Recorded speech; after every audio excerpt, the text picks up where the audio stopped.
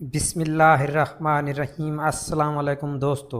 اللہ تعالی ہمیشہ ہمارے لیے بہتر کرے گا۔ یہ وہ الفاظ ہیں جن سے انسان کی آدھی سے زیادہ پریشانیاں دور ہو جاتی ہیں۔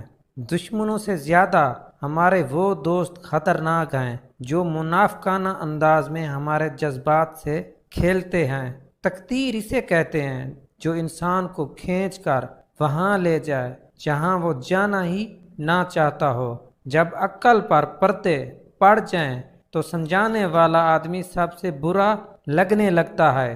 دوسرے لوگوں میں اپنے اندر کی گندگی تلاش کرنے کو شک کہتے ہیں۔ زندگی میں ایک ایسے انسان کا ہونا بہت ضروری ہے جس کو دل کا حال بتانے کے لیے لفظوں کی ضرورت نہ پڑے۔